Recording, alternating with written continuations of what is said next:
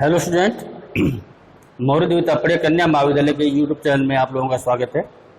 अपना जो टॉपिक चला था सी लैंग्वेज के अंदर कंट्रोल स्टेटमेंट, उसी को आगे कंटिन्यू करते हैं। आज अपने देखेंगे इस वीडियो के अंदर looping control statement.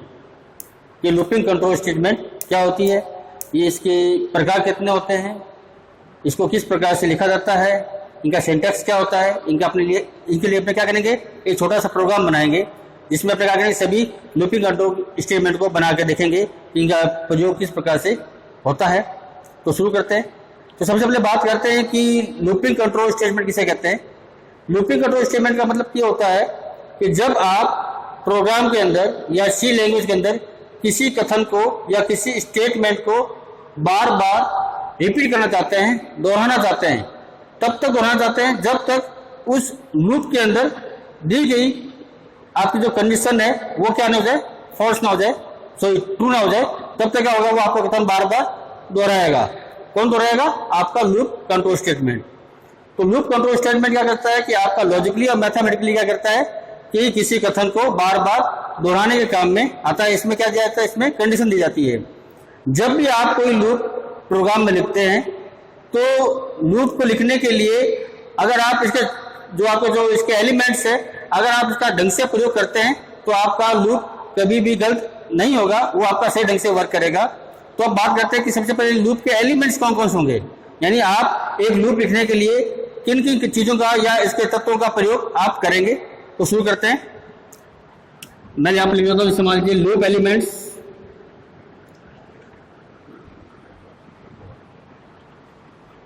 Loop elements कौन कौन से हैं?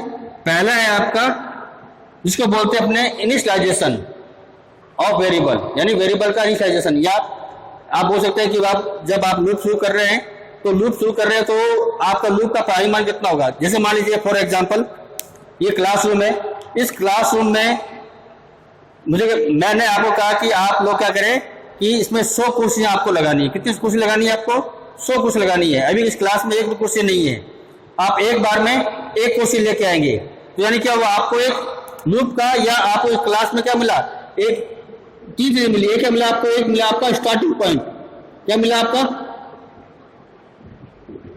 स्टार्टिंग पॉइंट मिला। क्या था स्टार्टिंग पॉइंट आपका? अभी आपका एक भी नहीं है, तो मतलब आपको कुर्सी का लगानी है, आपको एक से शुरू करनी है, तो आपको ये स्टार्टिंग पॉइंट हो गया। और कितनी कुर्सी लगानी है? 100, यानी आपको एंडिंग पॉइंट मिला। एंडिंग पॉइंट कितना आपका? 100। और इसमें अपडेशन कितना होगा? हर बार में आपको कितनी कुर्सी लगानी है? एक कुर्सी लगानी है। ये हो गया आपका स्टेप, यानी एक कुर्सी आपकी क्या हो गया, आपकी स्टेप हो गया। स्टेप आपका कितना हो गया? 1 हो गया। तो ये क्या है, एक लूप को चलाने के लिए इन्हीं चीजों का प्रयोग किया जाता है, यानी उसका स्टार्टिंग पॉइंट, उसका एंडिंग पॉइंट, आपको कितने स्टेप आपको काम लाने हैं, यानी आपको लूप को कितने स्टेप में बढ़ाना है, और उसका लूप बॉडी। तो पहला आपका जो लूप एलिमेंट्स होगा वो कौन सा होगा आपका? वो होगा आपका इनिशियलाइजेशन ऑफ वेरिएबल, जिसको बोलते हैं अपने इनिशियलाइजेशन।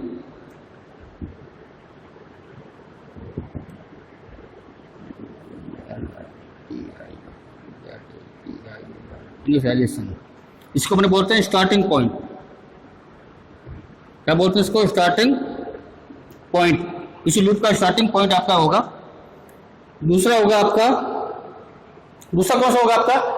दूसरा होगा आपका एक्सप्रेशन, जहां आप अपने एक्सप्रेशन को टेस्ट कर रहे हैं। तो आप लिखे दूसरा कौन सा होगा आपका? Text expression. टेक्स्ट एक्सप्रेशन, जिसको आप बोल सकते हैं एंडिंग पॉइंट। क्या बोल सकते हैं इसको? Ending point. तीसरा हो जाएगा आपका अपडेशन, इसको आप बोल सकते हैं अपडेट बोल सकते हैं। अपडेट में आपको 2 चीजें होगी, एक होगा आपका इंक्रीमेंट, यानी कितने स्टेप आपको बढ़ना है आगे, वो आपका आएगा इंक्रीमेंट। या दूसरा होगा आपका डिक्रीमेंट, यानी आप चाहो तो लूप को उल्टा कर सकते हो आप, यानी इसके वेरिएबल के मान को कम भी कर सकते हो। या मैं जैसे मान लीजिए मैंने कह दिया कि ये 100 कुर्सियां आपको कुर्सी बाहर निकालनी है एक एक करके, तो यहाँ पर क्या हो रहा है, आपका लूप उल्टा चल रहा है, तो वहां पर क्या होगा, एक एक का डिक्रीमेंट, या जितने भी आप स्टेप चाहो उतने का डिक्रीमेंट आप यहाँ पे कर सकते हो, और उतने का आप इंक्रीमेंट भी कर सकते हो। यानी इंक्रीमेंट और डिक्रीमेंट कहाँ आएगा आपका? अपडेशन में आएगा। और चौथा है आपका लूप बॉडी। कौन सा है आपका? Loop body. लूप बॉडी में क्या आएगा? लूप बॉडी में वह स्टेटमेंट आएगा जिस स्टेटमेंट को आप बार बार रिपीट करना चाहते हैं या बार बार उसको दोहराना चाहते हैं, वो चीज कहाँ लिखी जाएगी? आपके लूप के बॉडी में लिखी जाएगी।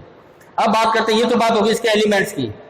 मैं भी एक लूप लिखूंगा तो मैं इसके सारे एलिमेंट्स आपको बताऊंगा कि कौन कौन से एलिमेंट्स कौन कौन से होंगे। अब बात करते हैं इसके प्रकार की कि लूप के प्रकार कितने होते हैं। तो लूप आपके कितने प्रकार के होंगे? लूप आपके 3 प्रकार के होंगे। कौन सा होगा आपका? व्हाइल लूप, दूसरा होगा आपका डू व्हाइल लूप, और तीसरा होगा आपका फॉर लूप।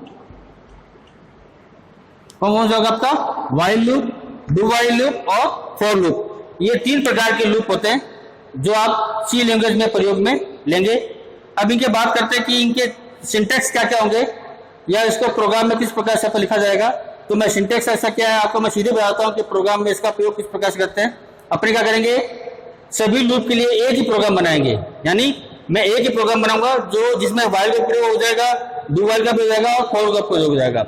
यानी मैं अलग अलग प्रोग्राम बनाऊंगा तीनों का अलग अलग लूप का प्रयोग करते हुए, और प्रोग्राम आपका होगा एक ही। जैसे मान लीजिए मैं प्रोग्राम बनाता हूं जिसमें क्या हो आपकी 1 से लेके 10 तक की क्या हो गिनती प्रिंट हो। क्या हो? 1 से लेकर 10 तक की गिनती प्रिंट मैं करना चाहता हूं, और मैं तीनों लूप का अलग अलग प्रयोग करके आपको बताऊंगा कि ये किस प्रकार से लिखा जाएगा।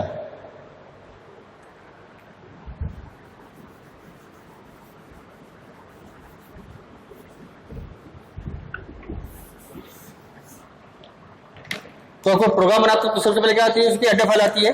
मैंने आपको प्रोग्राम स्ट्रक्चर में बताया था, एक जो वीडियो बनाया था उसमें। तो आप क्या लिखोगे? सबसे पहले हैश इंक्लूड stdio.h, ये आपकी हेडर डायग्राम हो गया। Hash include conio.h। stdio का प्रयोग कब करते हैं?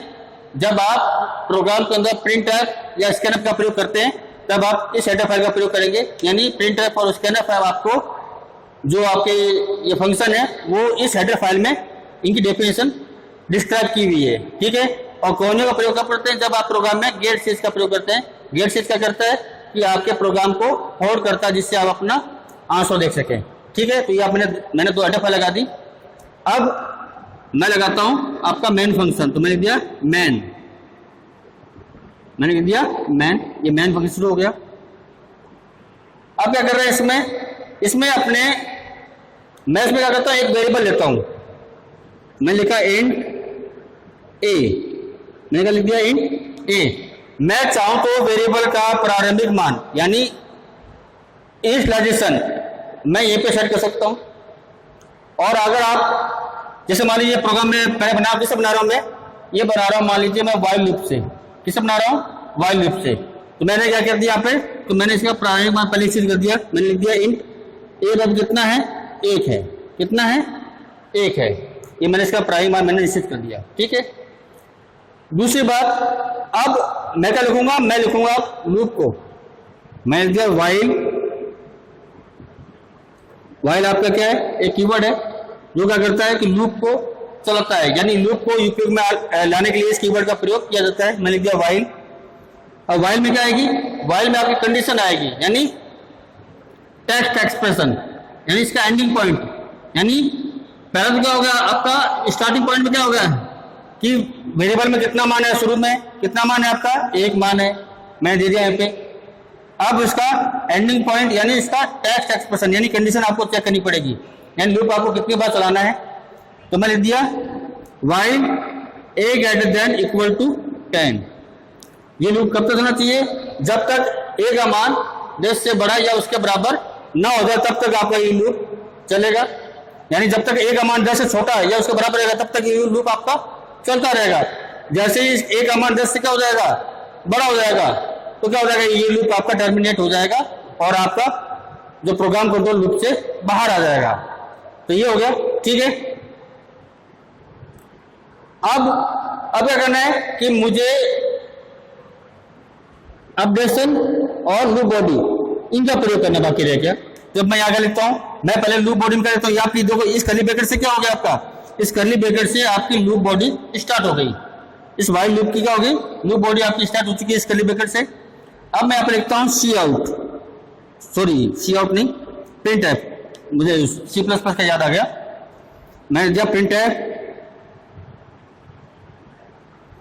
प्रिंट एफ में क्या आएगा कि आप क्या मान लिखना चाहते हैं, ए का मान लिखना चाहते हैं, तो मैंने लगा दिया पहले स्लैश एन और परसेंट डी। परसेंट डी क्यों लगाया, क्योंकि आपकी इंटीजर वैल्यू है। ठीक है, आप किसका मान लिखना चाहते हैं, आप ए का मान लिखना चाहते हैं, तो ए का मान मैंने यहाँ पे लिख दिया। ठीक है, अब आपका ये क्या हो गया, लूप बॉडी में तो मैं चाहता हूं कि ये स्टेटमेंट है वो क्या हो, बार बार आपकी रिपीट हो, क्या हो, बार बार आपकी रिपीट हो। मैंने इसको लूप बॉडी में लिख दिया। अब आगे रह गया आपका अपडेट। अब अपडेट में क्या करना है, आपको इंक्रीमेंट करना है या डिक्रीमेंट करना है, लूप को बढ़ाना है या लूप को वापस घटाना है। अगर लूप का मान बढ़ाना है तो आप क्या लिखेंगे, यहाँ पे मैंने दिया मान लीजिए ए प्लस प्लस। ए प्लस प्लस मतलब क्या होगा, ए में ए जुड़ता रहेगा आपका, ए वेरिएबल इसमें क्या होगा आपका ए जुड़ता रहेगा, तो आपका क्या हो जाएगा ये ए प्लस प्लस। ये लूप की बॉडी यहाँ पे खत्म हो गई। अब गेट सी एच और आपका मेन फंक्शन ये यहाँ पे खत्म। अब देखो इस लूप में क्या हो रहा है, इस लूप में ए का मान कितना पहले 1 है, तो यहाँ पे कंडीशन चेक करेगा कि क्या लूप का मान, सॉरी ए का मान 10 से छोटा है, कंडीशन आपकी सत्य है, सत्य है तो क्या होगा, लूप आपको चलेगा और ए का में जो मान होगा आपका क्या हो जाएगा, प्रिंट हो जाएगा। यानी एक आपका क्या हो गया, प्रिंट हो गया। जैसे प्रिंट होकर गया तो उसमें क्या होगा, एक इंक्रीमेंट हो गया। ए प्लस प्लस किया मैंने ना, उसमें क्या हो जाएगा आपका एक इंक्रीमेंट हो जाएगा, यानी इसमें एक मान और बढ़ जाएगा। यहाँ पर आया वापिस, तो जब यहाँ पर मान वापिस जो आपका जो प्रोग्राम कंट्रोल वापिस यहाँ पर कंडीशन पे आया, तब तक ए का मान कितना हो चुका है, 1 बढ़ चुका है, यानी अब ए का मान कितना हो गया, 2 है। यहाँ पर कंडीशन चेक की, क्या ए का मान 10 से छोटा है, अभी कंडीशन आपकी ट्रू है, ट्रू होती क्या देगा, ये स्टेटमेंट को प्रिंट कर देगा लूप। कितना प्रिंट कर दिया, 2। फिर गया तो एक मान और बढ़ गया, कितना हो गया, 3। कंडीशन सत्य है तो फिर प्रिंट हो गया। इस प्रकार से आपका 1 से लेके 10 तक ये क्या हो जाएगा, नंबर प्रिंट हो जाएंगे। और 10 के बाद में जैसे ही यहाँ पे इंक्रीमेंट होगा, कितना होगा, 11 होती, जैसे लूप आपका इस कंडीशन पे जाएगा, यहाँ कंडीशन चेक होगी, क्या ए का मान 10 से छोटा है, छोटा नहीं, अब कितना हो गया आपका, 11 हो गया, तो मतलब कंडीशन क्या होगी आपकी, फॉल्स। फॉल्स होते क्या हो जाएगा कि आपका लूप यहाँ से क्या हो जाएगा, टर्मिनेट होकर कहाँ जाएगा, सीधे गेट सी एच पास में जाएगा, कहाँ जाएगा, गेट सी एच पास आ जाएगा, यानी आपका प्रोग्राम खत्म, यानी आपके लूप क्या हो गया, खत्म हो गया। और जो मान आपका जो लूप चला था, जितने बार आपका लूप चल गया, यानी आपका 1 से लेकर 10 तक क्या हो जाएगी, आपकी जो नंबर आपके क्या हो जाएंगे, प्रिंट हो जाएंगे। तो ये था आपका वाइल लूप। अब मैं इसी प्रोग्राम को करता हूँ डू वाइल लूप से। तो डू वाइल लूप से प्रोग्राम को करने से पहले मैं बताता हूँ कि डू वाइल लूप क्या है। डू वाइल आपका एक ऐसा लूप है जिसको अपने बोल सकते हैं, इसका एक नाम और है, इसका नाम है मेंटल लूप। मेंटल लूप क्यों है, क्योंकि इस लूप के अंदर क्या होता है कि कंडीशन को एक बार, सॉरी स्टेटमेंट को एक बार एग्जीक्यूट कर दिया जाता है और कंडीशन की जांच लूप के सबसे अंत में की जाती है। यानी आपका जो लूप बॉडी है, लूप बॉडी में लिखा स्टेटमेंट पहले एग्जीक्यूट हो जाएगा, एक बार चल लेगा, फिर लास्ट में क्या करेगा, कंडीशन की जांच करेगा कि वो कंडीशन सत्य थी या असत्य थी। इसलिए क्या करते हैं, इसको मेंटल लूप भी कहते हैं। डू वाइल लूप को चलाने के लिए आपका क्या होना चाहिए कि कंडीशन का सत्य होना एक बार आवश्यक होता है। ठीक है, तो अब मैं इसको इसी प्रोग्राम को लिखता हूं डू वाइल लूप से, ये इसके साथ लिख देता हूं।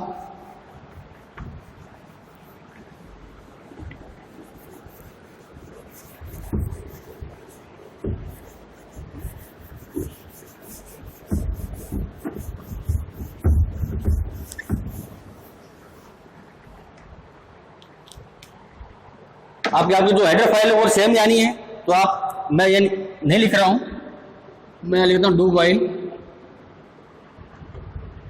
ठीक है, ये आपका अलग है, ये पोर्शन ये आपका अलग है, तो आप हेडर फाइल लिख लेना। मैं सीधा यहां से शुरू कर रहा हूं मैन से, तो मैं लिखा मैन, आगे मैन फंक्शन स्टार्ट।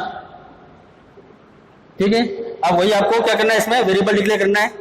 तो मैंने एक वेरिएबल लिया जो आपका किस प्रकार का है, इंटीजर प्रकार का। इंटीजर प्रकार का क्यों है, क्योंकि आप ये जो नंबर आप आउटपुट देखा जाता है, तो ये भी क्या आपका इंटीजर है। तो इंटीजर का आउटपुट अगर आप प्राप्त करोगे तो आपका इनपुट कैसा होना चाहिए, इंटीजर होगा, तो इसलिए मैंने क्या लिया, इंट प्रकार का एक वेरिएबल लिया है, इसमें नाम क्या है इसका ए।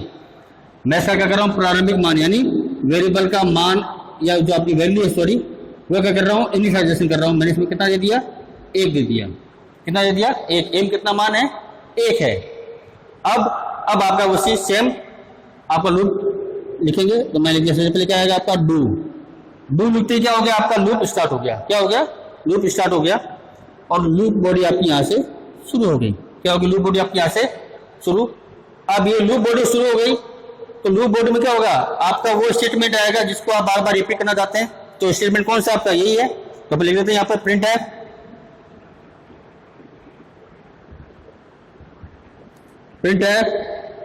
/n%d और a आपकी एक वैल्यू क्या हो जाएगी, प्रिंट हो जाएगी। ठीक है, तो आपकी एक वैल्यू यहाँ प्रिंट हो रही है। अब क्या होगा, अब इसमें होगा आपका इंक्रीमेंट यानी अपडेशन a++, आपका अपडेशन हो गया और लूप बॉडी आपकी यहाँ पे बंद हो गई।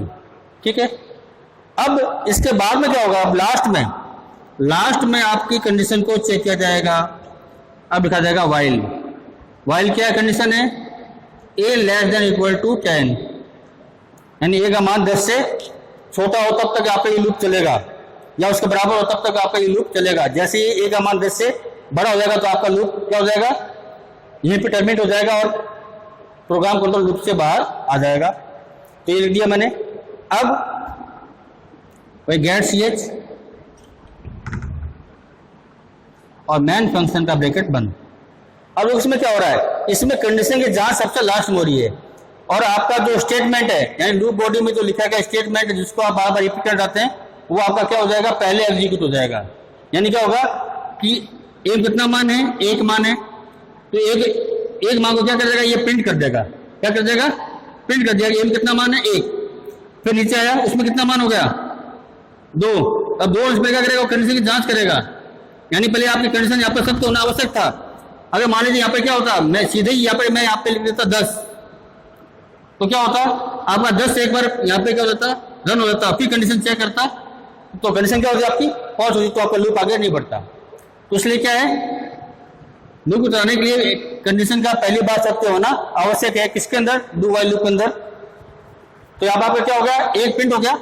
एक प्रिंट होती है जिसमें क्या होगा, फिर कंडीशन की जांच करेगा कि कंडीशन क्या ए का मान 10 छोटा है, हाँ सत्य है, तो क्या होगा, उसमें एक इंक्रीमेंट और हो जाएगा। इंक्रीमेंट हो गया जाएगा। अब एम कितना मान हो गया, 2। फिर जाएगा 2 को ये प्रिंट कर देगा। फिर कंडीशन जांच करेगा कि कंडीशन सत्य है या असत्य है, सत्य है तो इसमें इंक्रीमेंट हो जाएगा 3। मतलब इस प्रकार से आपका 1 2 3 4 10 तक आपके ये नंबर क्या हो जाएंगे, प्रिंट हो जाएंगे। किसके अंदर, डू वाइल लूप के अंदर। अब इसके बाद में एक लूप और आता है, वो है आपका फॉर लूप। कौन सा है, फॉर लूप। फॉर लूप एक ऐसा लूप है जो सामान्यतः सबसे ज्यादा उपयोग मानने वाला लूप है, या आप बोल सकते हो ये सबसे साधारण लूप है।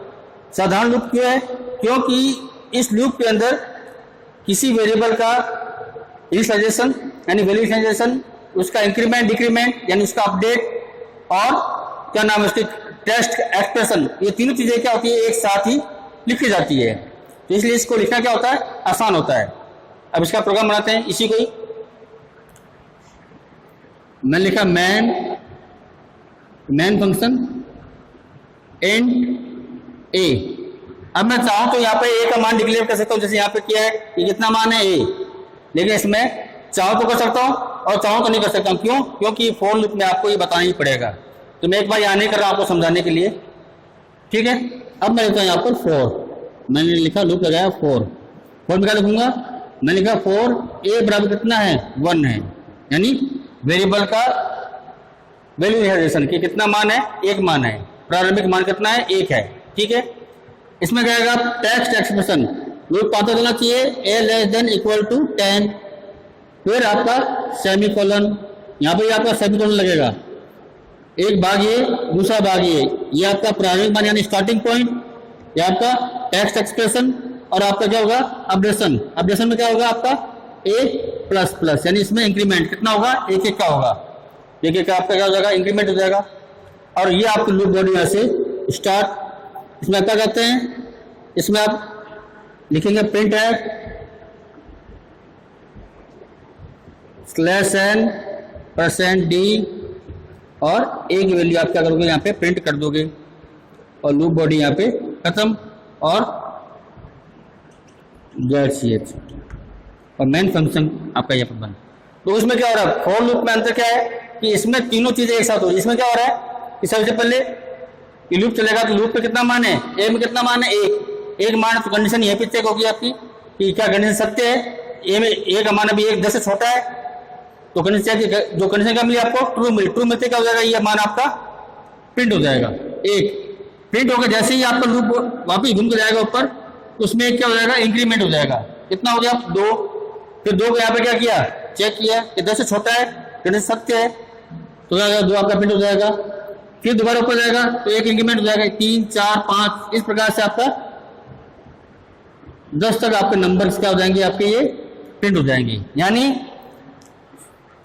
जो लूपिंग कंट्रोल स्टेटमेंट है वो क्या करती है कि किसी कथन को बार बार दोहराती है, तब तक दोहराती है जब तक उसमें दी गई कंडीशन या कंडीशन से कंडीशन क्या ना हो जाए, असत्य ना हो जाए, तब तक क्या करेगा उस कथन को बार बार दोहराया जाता है। तो ये था आज का टॉपिक जिसमें मैंने बताया आपको लूपिंग कंट्रोल स्टेटमेंट। ये लूपिंग कंट्रोल स्टेटमेंट क्या होता है, इसका उपयोग प्रोग्राम में किस प्रकार से करते हैं, इसके प्रकार कौन कौन से हैं। तो आज के वीडियो में इतना ही। इस वीडियो से संबंधित कोई भी क्वेरी हो तो आप मुझे कमेंट बॉक्स में कमेंट कर सकते हैं। धन्यवाद।